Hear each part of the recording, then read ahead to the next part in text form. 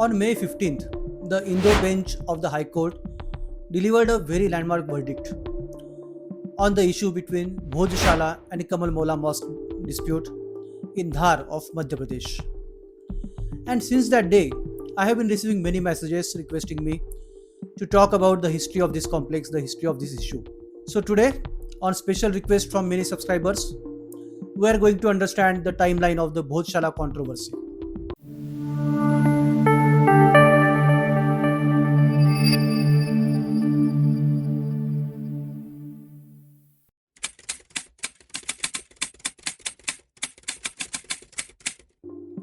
It all began more than 1000 years ago. That was almost 650 years before the Taj Mahal was built. And even before, many famous universities in Europe were not even established. Around 1000 years ago, the Malwa region was ruled by Raja Bhoj of the Parmar dynasty. The city of Dhar was one of the major centers of this Parmar dynasty. Raja Bhoj is remembered not only as a ruler, not only as a king, but also as a patron of Sanskrit learning, philosophy, architecture, literature, scholarly traditions. During this broader period when Raja Bhoj was ruling the kingdom of Malwa, Nalanda was among the most prominent universities, most prominent center of learning in the world, and it attracted many scholars from different regions of the world. In that times, in the medieval India, kings often competed not only through military power but also through culture, scholarship, and intellectual prestige. Maybe Raja Bhoj might have heard of the Nalanda University or might have visited there, and then he thought to establish a similar center in his own kingdom as well. Raja Bhoj established a major center of learning in his kingdom, and this center was connected with the Saraswati worship. This center later came to be known as Bhojshala. The word Shala means a school or place for learning. And because this particular learning center was established by King Bhoj, that's why it came to be known as Bhojshala. This was somewhere between 1010 to 1055, somewhere between these 45 years. Raja Bhoj established the Bhojshala learning center in Dhar. Although Bhojshala is primarily associated with Center of Sanskrit Learning and Saraswati Worship, the broader intellectual culture that was associated with the Raja Bhoj, if we understand that culture, that intellectual level of that time, there is possibility that multiple disciplines such as philosophy, grammar, astronomy, architecture, literature, or many other related science fields, they have also been studied at this particular temple complex or at this particular university.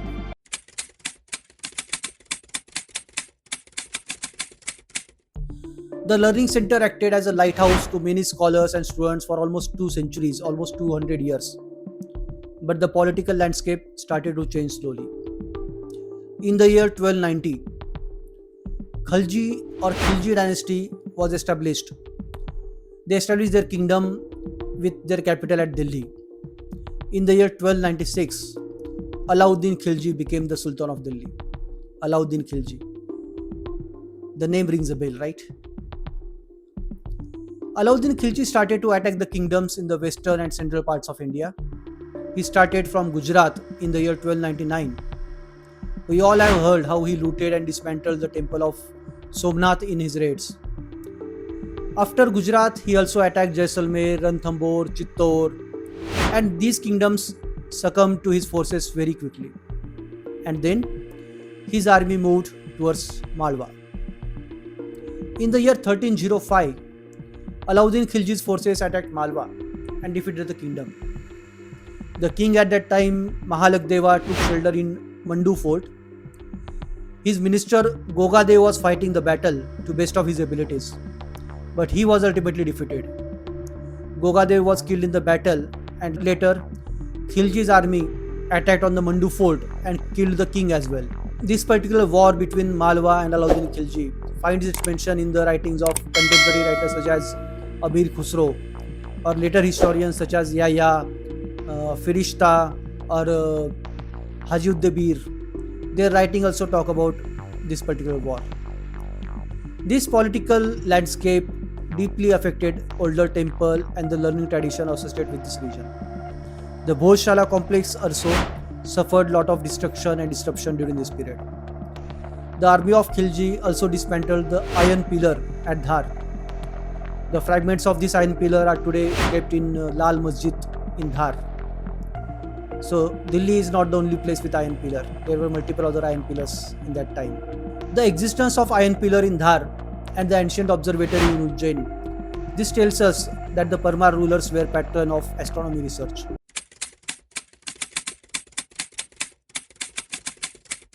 In the year 1390, Dilawar Khan Gauri was made the governor of Dhar. The Delhi Sultanate had become very weak at that time, and taking benefit of this political scene, in 1401, Ghori declared the region to be an independent sultanate and made himself the first sultan of the Malwa Sultanate. Dhar became capital of this newly formed Malwa Sultanate. The Sultanate ruled for 130 years until the year 1531. The old learning traditions associated with the Bhojshala gradually faded away under this changing political order. Little to no efforts were made to retrieve the Bhojshala complex. On the contrary, a tomb and a mosque was built up at the very site of this learning center. The tomb of Maulana Kamaluddin was built here in the year 1459. The tomb and mosque later became the center of controversy in the times about to come. For nearly 2 centuries, Bhojshala had stood as a center for learning. But the invasions of the 14th century changed the fate of this institution forever. In the year 1723, the Marathas expanded strongly into the Malwa region under the leadership of Bajirao Peshwa I, the Prime Minister of Maratha ruler Chhatrapati Shahu Maharaj. He established the Dhar state with Udaji Pawar as the ruler of this state. Neighboring Gwalior state under Shindes or Sindhiyas, the Jhansi state under Nevalkars, and Indore state under Holkars were also established along with Dhar. In later history, states such as Gwalior, Indore and Jhansi became much more widely discussed. Dhar, however, remained comparatively less remembered, despite its deep historical connections with Parmar period and the Raja Bhoj. After the Third Anglo-Maratha War, the war between Marathas and British, in the year 1818, the state became part of the British Empire. Maratha rulers across India are known to have supported the restoration and revival of several ancient temples and pilgrimage centers. In places such as Kashi, Ujjain, Somnath, Gaya, Kedarnath, even Aurangabad, Parli, and many other important religious sites, we do find examples of reconstruction and patronage or revival effort associated with the Maratha rulers and nobles. However, in the case of Bhojshala, we do not find any major documented evidence of a large-scale restoration or revival attempt during the Maratha period. And because of this, the Bhojshala complex continued to exist in a layered and altered form even in the colonial era.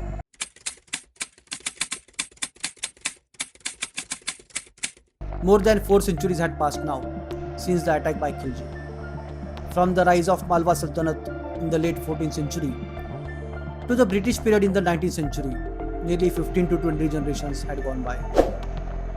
Over time, memories connected with the older Bhojshala traditions had gradually faded from the minds of people or wider public consciousness.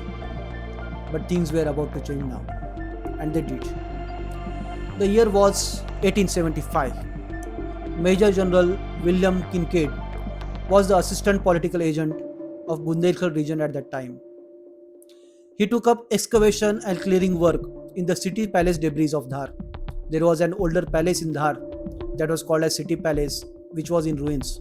And during this excavation and clearing of this older palace, a 4 feet high and 250 kilogram statue of goddess Vagdevi was discovered. Vagdevi is another name for Saraswati. What made this discovery very special and very important was that the inscription that was carved on the idol itself. The inscription provided very important details about the time when the statue was created. The inscription mentions the Bhoj Narendra or King Bhoj established the statue of Vagdevi or Saraswati. This rediscovery became one of the most important developments in the modern history of Bhojshala because it revived the historical interest in the site and strengthened the association between Bhojshala, Raja Bhoj, and the Saraswati worship. A few years later, in the year 1880, the idol was taken to Britain during the colonial period. Today, the Vagdevi idol is with the British Museum in London. And even today, many people continue to demand its return to India, where it rightfully belonged.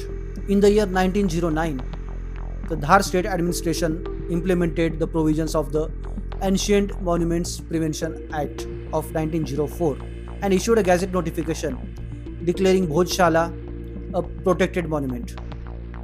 This was an important turning point in the history of complex. Why? Because once a monument comes under archaeological protection, it is no longer treated only as a religious structure. It also becomes part of a officially managed heritage. And that is exactly what started happening with Bhojshala during the colonial period. The declaration also meant that major alteration, reconstruction, or modification of the site could no longer be carried out freely. Activities connected with the monument increasingly came under administrative regulations and government supervision. At the same time, archaeological authorities and surveyors gained greater control over documentation, preservation, and maintenance of the structure.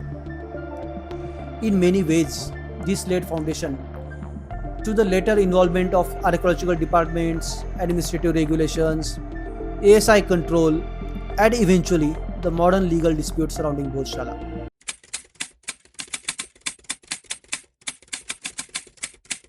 By the early 20th century, the monument had started carrying multiple identities simultaneously.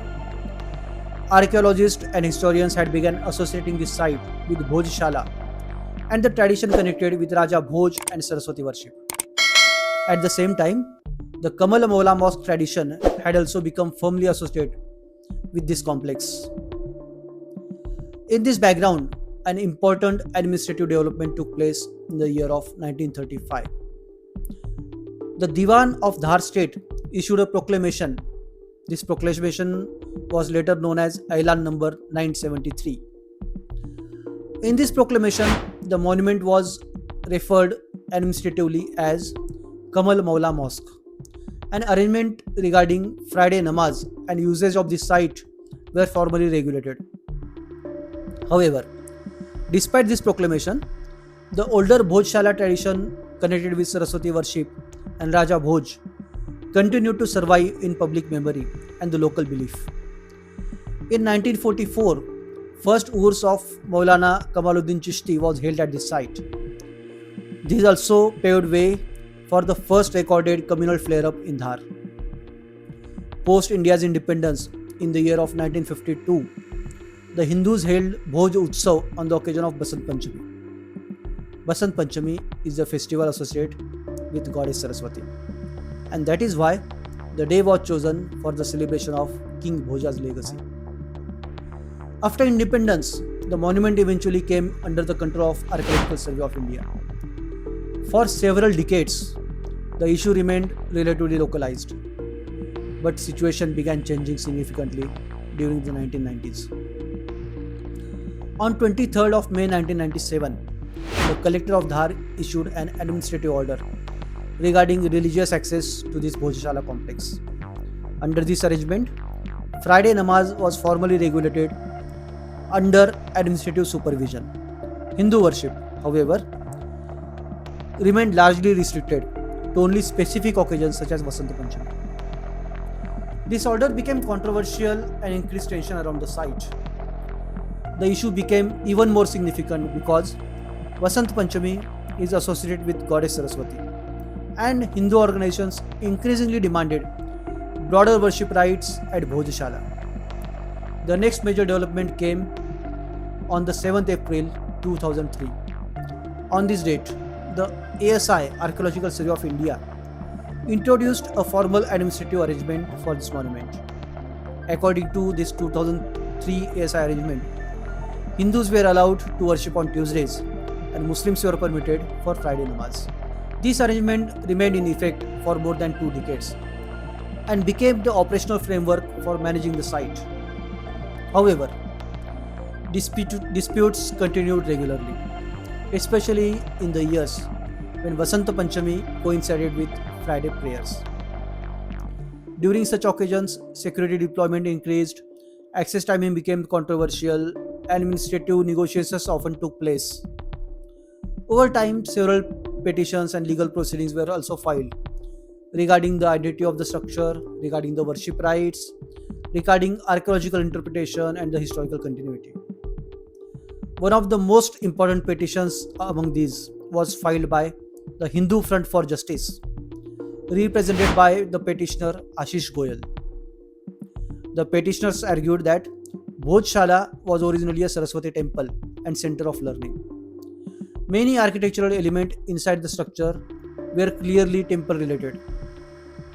The sculpture remains, the Sanskrit inscriptions supported this temple claim, and the 2003 ASI arrangement unfairly restricted Hindu worship. This was the claim by the petitioner. The Muslim side opposed these claims and argued that the structure had functioned as a Kamal Maula mosque for centuries. Friday namaz had historical continuity, and administrative arrangements dating back to the princely state period recognized the use of this site as mosque. A major turning point in this case came in March 2024. This time, the Indore bench of the Madhya Pradesh High Court ordered a scientific survey of the Bhojshala complex by the Archaeological Survey of India. The court directed ASI to conduct excavation, architectural study, mapping, inscription analysis, and scientific documentation of this monument. This survey continued for 98 days. During this survey, ASI documented reused temple fragments, Sanskrit inscriptions, sculptural remains, carved pillars, deity-related iconography, and the architectural element associated with the earlier non-Islamic structures. The survey immediately became a major national topic. Supporters of the temple claim argued that the findings supported the long-lasting belief that Bhojshala was originally a Saraswati temple and learning center associated with Raja Bhoj. Meanwhile, the Muslim organizations questioned the interpretation of the finding and argued that archaeological observations alone could not erase centuries of mosque usage and historical continuity. The hearing continued through 2024, 2025, and into the year 2026. The arguments before the court involved historical records, inscriptions, ASI reports, administrative orders from 1935 and later years, questions regarding protected monument status, and the legality of the 2003 ASI arrangement.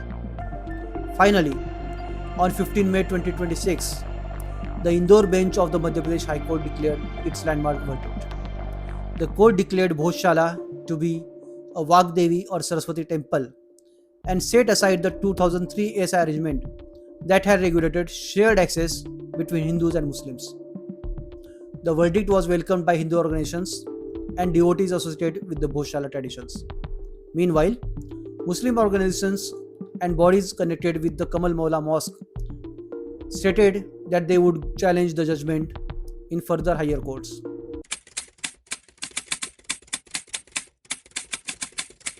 That is where the Bhojshala controversy stands today. A monument that began as a center associated with learning and Saraswati worship later carried layers of political and religious change and eventually became one of the most debated heritage disputes in modern India. If you like this video, check out our other video that is coming here on the screen. And do like this video, share it with your friends, and comment what you would like to know about in coming times. And don't forget to subscribe to our channel. See you in another video. Bye bye.